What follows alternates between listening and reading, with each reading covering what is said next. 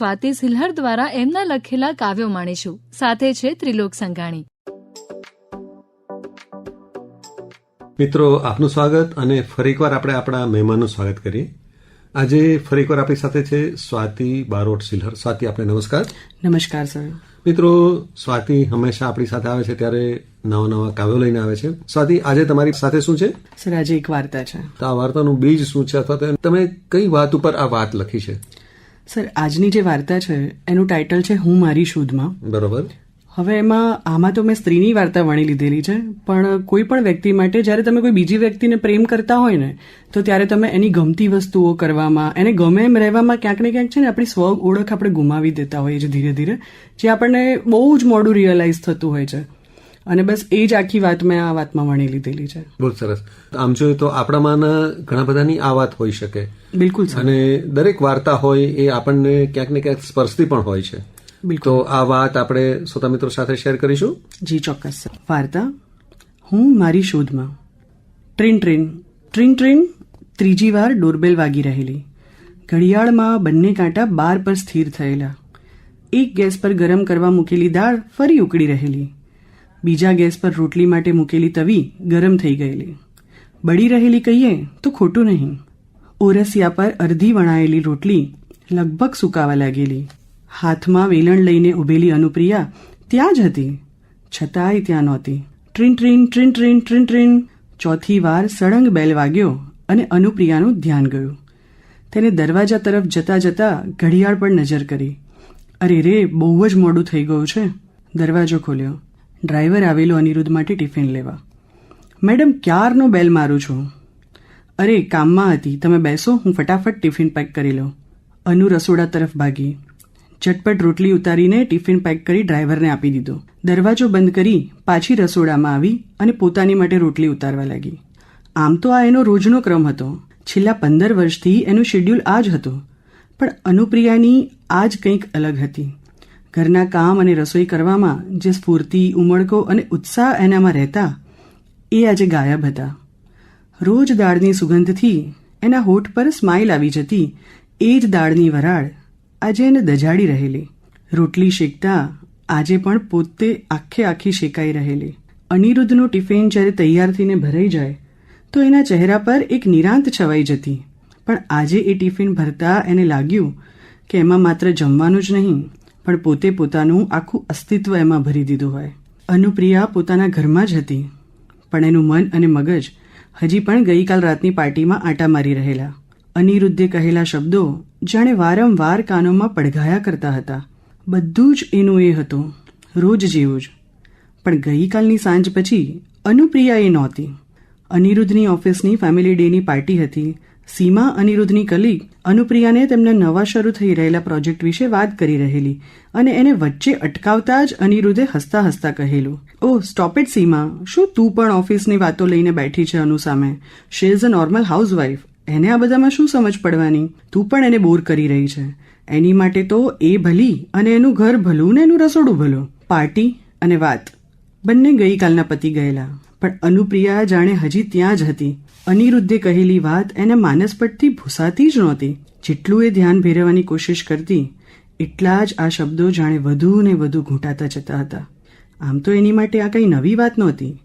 આવી તો કેટલીય વાતો કેટલીય વાર એ વારંવાર સાંભળી ચૂકેલી. પણ આ વખતે અનિરુદ્ધની વાત એને મન પર વાગેલી, જેના ઘા પોતાના આખા અસ્તિત્વ પર પડેલા. અરે તું રહેવા દે, તારાથી નહીં થાય. આ તારું રસોડું નથી, આ તને નહીં સમજાય. તું ઘર ચલાવી લે છે એ જ બહુ છે. ગાડી ચલાવવાની વાત તું રહેવા દે. આ દૂધ શાકના હિસાબ નથી, મોટી કંપનીનું ફાઇનાન્સ છે, એમાં તારી ચાંચ નહીં ડૂબે. આ શોપિંગના પૈસા કંઈ ઝાડ પર નથી ઉગતા, કમાવાવાળાનો પરસેવો પડે છે. ઘર ખર્ચની ડાયરીનું પાનું નથી, આ બેલેન્સ શીટ છે. આમાં તને શું ગતાગમ પડવાની? કોઈ બીજાને મદદ કરવા તું મારા પૈસા વાપરે છે તે તને ખબર પણ છે કે કેમ કરીને પૈસા કમાવાય છે? વારંવાર પોતાને કહેવાયેલી આવી કેટલીય વાતો આજે એના કાનમાં અથડાઈ રહેલી. અનુપ્રિયા થાળી પીરસી ડાઇનિંગ ટેબલ પર બેઠી. રોટલીનું બટકું તોડી શાક સાથે હાથમાં લીધેલો કોળિયો મોઢા સુધી ન પહોંચી શક્યો. મગજમાં જાણે આજે વિચારોનું વાવાઝોડું ફરી વળેલું. શું મને સાચે જ સમજ નથી પડતી? શું મને સમજ ના પડી શકે? શા માટે? શું આ ઘર અને રસોડાની બહાર હું કાંઈ જ વિચારી નથી શકતી. પણ કેમ? કેમ કે મેં આજ સુધી કંઈ વિચાર્યું નથી એટલે? ડાઇનિંગ ટેબલની સામે પડેલા ક્રોકરી કબાટના કાચમાં ઉપસતું પોતાનું પ્રતિબિંબ જોઈ એ ઘડીક સ્તબ્ધ થઈ ગઈ. જાણે કોઈ અજાણી વ્યક્તિ જોતી હોય એવા એના હાવભાવ હતા. અનાયાસે જ એનો હાથ એના વાળ અને ચહેરા પર ફરવા લાગ્યો. નિરાશ આંખો, થોડો નિસ્તેજ ચહેરો ને એના પર ઉપસેલી થોડીક કરચલીઓ, અંબુડામાંથી છૂટી પડેલી વાળની લટો પાછળ જાણે એની આંખો એ અનુપ્રિયાને જોવા મથી રહેલી, જેની આંખો ચમકદાર, તેજસ્વી ચહેરો, આકર્ષક વ્યક્તિત્વ અને ખુલ્લા સિલ્કી વાળ રહેતા. એને પોતાનું જ પ્રતિબિંબ ઝાંખું દેખાવા લાગ્યું. કોટનના દુપટ્ટાથી આંખોના ખૂણા લૂછતા પોતે પહેરતી એ ફોર્મલ ડ્રેસની યાદ આવી ગઈ. અનુએ નજર ઊંચી કરતા આખા લિવિંગ રૂમ પર નજર કરી. સી શેપના ગ્રે કલરના સોફા વચ્ચે વ્હાઇટ કલરનું વુડન સેન્ટર ટેબલ અને દિવાલો પર ડાર્ક ગ્રે કલરનું ટેક્સચર અને બ્લેક એન્ડ વ્હાઇટ પીઓપી. અરે પણ મને તો હંમેશા બ્રાઇટ કલર્સ જ ગમતા. અને મારા ફેવરિટ એવા એક્વા ગ્લુ કલરના એલ શેપના સોફા અને એની પર કલરફુલ કુશન, રૂમના ખૂણામાં મૂકેલા ગ્રીન કલરના ફ્લાવર વાઝ, કાચના સેન્ટર ટેબલ પર વાઝમાં મૂકેલા રેડ રોઝ અને મને અતિ પ્રિય એવો હિંચકો. એમાંનું તો કશું જ નથી અહીંયા. તે ઊભી થઈ આગળ ચાલી. રસોડાને અડેલી દિવાલ કોરિડોરમાં સામે દિવાલ પર મોંઘો દાટ વોલપીસ લગાડેલો. પણ મારે તો અહીંયા શ્રીકૃષ્ણનો મનમોહક ફોટો લગાડવાનો હતો ને. એક જ નજરે જોતા લક્ઝુરિયસ ઘરનું સર્વ સુવિધા સજ્જ રસોડું વર્તાઈ આવતું. પણ મને જોઈતું હતું એમાંનું તો અહીંયા કંઈ જ નહોતું.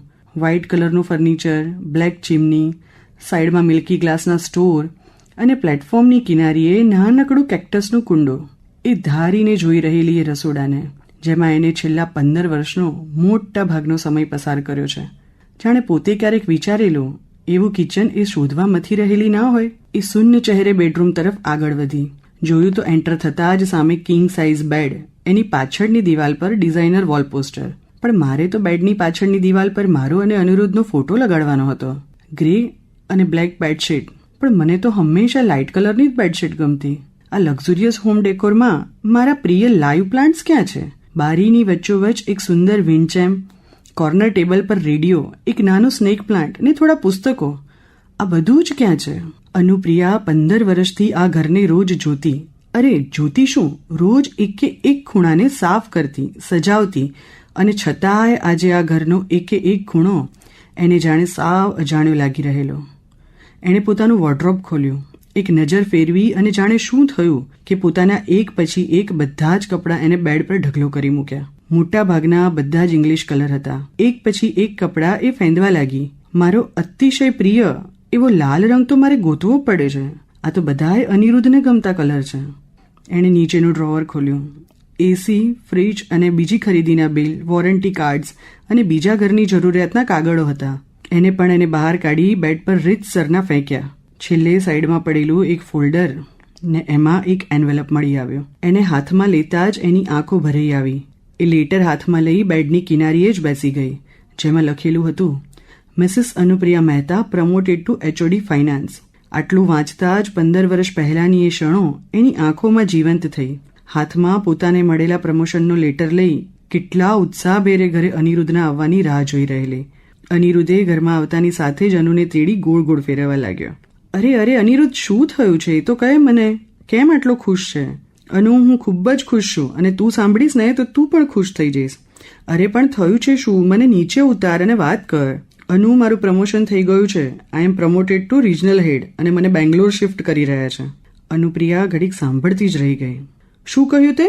એ જ કે જે તે સાંભળ્યું. બેંગ્લોરમાં ઘર, ગાડી અને બીજી ફેસિલિટીઝ પણ આપી રહ્યા છે. શું થયું તને? ખુશી ના થઈ? અનુપ્રિયા એને જોઈ રહી અને સ્માઇલ સાથે બોલી, ખૂબ જ ખુશી થઈ રહી છે મને. I am so happy for you. Happy for you નહીં, હેપી ફોર અસ. હા હા, આઈ એમ સો હેપી ફોર અસ. હું ફ્રેશ થઈને આવું છું. આપણે ડિનર માટે બહાર જઈ રહ્યા છીએ. બોલતા બોલતા જઈ રહેલા અનિરુદ્ધને અનુપ્રિયા જોતી રહી. અનિરુદ્ધની આંખોની ચમક, એના મનમાં રહેલો ઉત્સાહ એને જોઈ અનુના ચહેરા પર વાલનું એક સ્મિત આવી ગયું. મારી દુનિયા કહું કે મારી ખુશી, અંતે તો એ બધુંય મારા અનિરુદ્ધમાં જ છે ને. એને આટલો ખુશ જોઈ પોતાના હાથમાં રહેલો પોતાના પ્રમોશનનો લેટર એને સંકેલી પાછો પરબીડિયામાં મૂકી દીધેલો ને અનિરુદ્ધ સાથે બેંગ્લોર આવી ગયેલી. હાથમાં રહેલો કાગળ હવે ભીનો થઈ રહેલો. એને આજે લાગી રહેલું કે 15 વર્ષ પહેલા આ કાગળ સંકેલીને મૂક્યો એ માત્ર કાગળ નહીં પણ એની સાથે સાથે પોતાનું આખું અસ્તિત્વ પણ જાણે એમાં સંકેલી લીધેલું. અનિરુદ્ધના પ્રેમમાં, એની ખુશી, એની પસંદ, એની ઈચ્છાઓમાં હું એટલી ખોવાઈ ગઈ કે હું જ ના રહી. એને પામવાની કોશિશોમાં ખ્યાલ જ ન રહ્યો કે હું પોતે ખોવાઈ રહી છું. સામે ડ્રેસિંગ ટેબલના અરીસામાં એની નજર ગઈ. એ પોતાને એકે ટસે ધારીને નિરખતી રહી, જાણે અરીસાને પૂછતી ના હોય, હું ક્યાં છું? સાંજ પડી ગયેલી. અનિરુદ્ધે જોયું તો ઘરનો દરવાજો અડધો ખુલ્લો જ હતો. એ અંદર આવ્યો. રોજ ઘરમાં હાજર રહેતી અનુપ્રિયા ઘરમાં ના દેખાઈ. ઘર સાવ શાંત હતું. ડાઇનિંગ ટેબલ પર પીરસેલી થાળી પડેલી. રસોડું પણ સાફ નહોતું. પ્લેટફોર્મ વિખરાયેલું પડ્યું હતું. એ આગળ વધ્યો. બેડરૂમ આખો અસ્તવ્યસ્ત ને અનુપ્રિયા અરીસાને એક નજરે જોઈ રહેલી. એને આજ પહેલા ક્યારેય આવું જોયું નહોતું.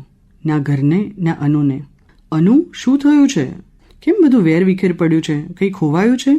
અનુપ્રિયા અરીસામાં જોતા જોતા જ બોલી, શું? કંઈ ગોતી રહી છે તું?